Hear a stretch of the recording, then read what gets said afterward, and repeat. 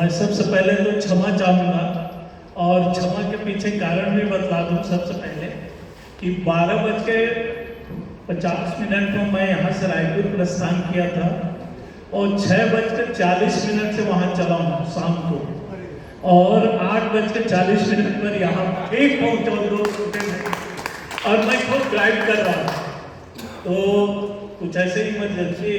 काम आ पड़ी, उसके कारण निश्चित रूप से बाग जलियांवाला इस पर आज मैडम को डॉक्टर मोना कौशिक जी को हम हृदय से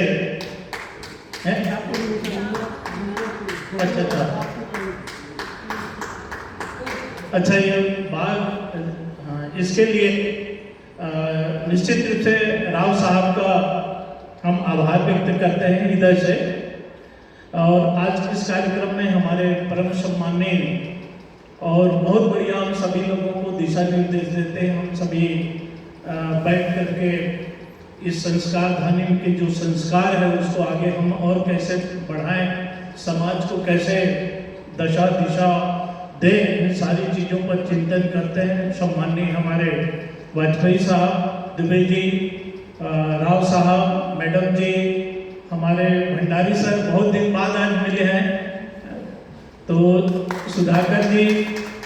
सभी साथियों का, हमारे तिवारी साहब, सभी का हृदय से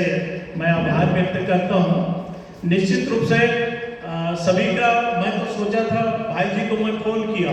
हो गया क्या लास्ट में चाय वगैरह बची होगी तो मैं भी आ जाता हूँ, ये भी नहीं आए, विशिष्ट अतिथि रह करके ये क्या बात है आज नहीं रहे ऐसे करके, तो आ जाइए सर, चल ही रहा है कार्यक्रम। तो इस बीच मैं आया हूँ, मैं सीधा यहीं आया हूँ।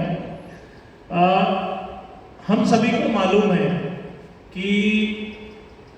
आज़ादी की लड़ाई में सभी लोग अपना महत्वपूर्ण योगदान दिए, लेकिन ये जलियांवाला बाग हत्या जो कांड है वो सबके लिए चीर परिचित है, ज़्यादा महत्वपूर्ण है। मैं तो कहता हूँ इसलिए ज़्यादा महत्वपूर्ण है कि हमने तपस्या, त्याग, आंदोलन सब कुछ किए, करने के बाद धीरे धीरे करके 1 पीढ़ी 2 पीढ़ी के बाद आदमी भूल जाता, कोई चीज़ को याद नहीं रखता। लेकिन एक कल्पना करिए कि जो बचपन में देखा हुआ था वो उधम सिंह कि देखा हुआ था कि इस प्रकार के जनरल डायर ने हमारे ऊपर इस प्रकार के अत्याचार किए, जुल्म किए, बगैर कोई आवाज़ दिए, सकरी से जगह थी निकलने के लिए, कोई जगह नहीं था, तो बगैर कोई सूचना के सीधा गोली आकर के चलाते ही गए। तो उस स्थिति में जो उस समय 20,000 के करीबन लोग उपस्थित थे, उसको वो देखे हुए थे और जाकर उसी की 20 साल बाद इंग्लैंड में जाकर के उस जनरल डायर को हत्या करते हैं, उनकी जो है मर्डर करते हैं,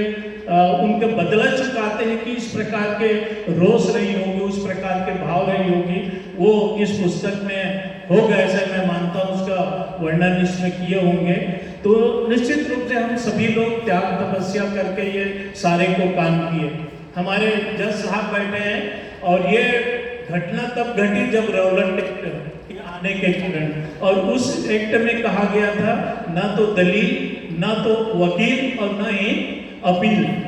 ये तीनों चीज नहीं थी। और सीधा जो है कोई भी स्वतंत्रता की बात करे, कोई भी लेख की बात करे, जो भी अंग्रेजों के विपरीत कोई काम करे, तो उस स्थिति में उनके ऊपर सीधा उसको बंदी बना करके सीधा उसको जेल में डाल दिया जाता था, कोई किसी भी प्रकार के सुनवाई नहीं होती थी। तो ये इस प्रकार के आक्रोश इस प्रकार के किए। अब उन चीजों को फिर वो इतिहास बन गया हम सभी का, चाहे वो शिक्षाविद हो, चाहे वकील हो, चाहे जज हो, चाहे हमारे समाज सेवी हो, चाहे हमारे बहन बेटियां महिलाएं हैं, हम सभी का दायित्व बनता है इस भारतवर्ष को फिर से